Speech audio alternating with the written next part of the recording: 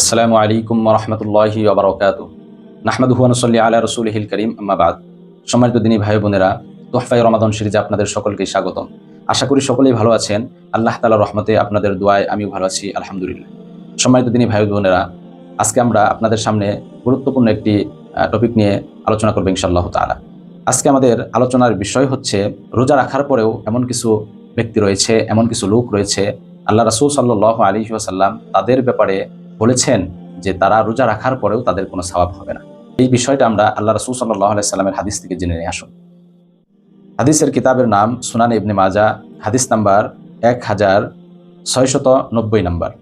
হাদিসের রাবী হযরত আবু হুরায়রা রাদিয়াল্লাহু তাআলা আনহু, তিনি আল্লাহ রাসূল সাল্লাল্লাহু আলাইহি ওয়াসাল্লাম থেকে ইরশাদ করেন, আল্লাহ রাসূল সাল্লাল্লাহু আলাইহি ওয়াসাল্লাম বর্ণনা করেন, রব্বা সাইমিন লাইসা লাহু মিন সিয়ামিহি ইল্লাল জু।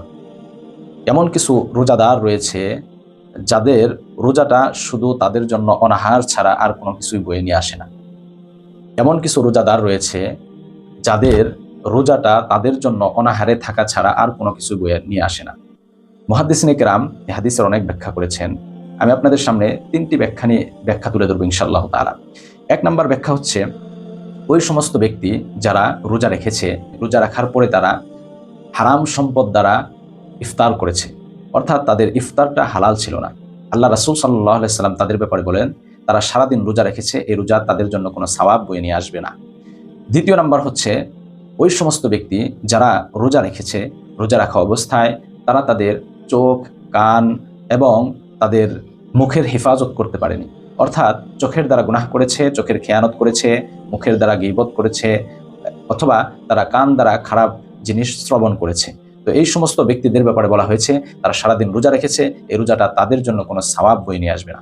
তৃতীয় নম্বর হচ্ছে, ওই সমস্ত ব্যক্তি যারা রোজা রেখেছে, রোজা রাখা অবস্থায় রমজানের বাহিরে যেরকম তারা গুনাহের ভিতরে নিমজ্জিত ছিল, রমজানের ভিতরে রোজা রাখা অবস্থায়ও তারা গুনাহের ভিতরে রয়েছে, গুনাহ থেকে তারা বিরত থাকতে পারেনি। আল্লাহ রাসূল সাল্লাল্লাহু আলাইহি ওয়াসাল্লাম বলেছেন, তাদের জন্য এই রমজানের রোজা কোনোই কল্যাণ নিয়ে আসবে না, বরং তারা সারাদিন না খেয়ে থাকলো এই কষ্ট ছাড়া তাদের আর কোনো কিছুই হাসিল হবে না। এই জন্য প্রিয় দিনী ভাই বোনেরা, আমরা যখন রোজা রাখবো, লক্ষ্য রাখবো আমাদের রোজা রাখা অবস্থায় যেন বিশেষ করে আমাদের ইফতারটা হারাম না হয়ে যায়, হালাল যেন হয় এবং সুন্দর যেন হয়। দ্বিতীয় নাম্বার বিষয় হচ্ছে, রোজা আমরা কষ্ট করে রেখেছি, এই রোজা রাখা অবস্থায় যেন কোনোভাবেই আমার দ্বারা কোনো গীবত না হয়ে যায়, চোখের দ্বারা যেন কোনো অবৈধ গুনাহের কাজ না হয়ে যায় এবং কানের দ্বারা যেন কোনো গুনাহের কাজ না হয়ে যায়। তৃতীয় বিষয় হচ্ছে, রমজানের বাহিরে আমরা যেই সমস্ত গুনাহ করেছি, নাফরমানি করেছি, ওই সমস্ত নাফরমানির ভিতরে যেন রমজানের রোজা রেখে যেন ওই সমস্ত নাফরমানির ভিতরে আমরা নিমজ্জিত না হয়ে যাই। আল্লাহ তাআলা আমাদের সকলকেই তৌফিক দান করুন।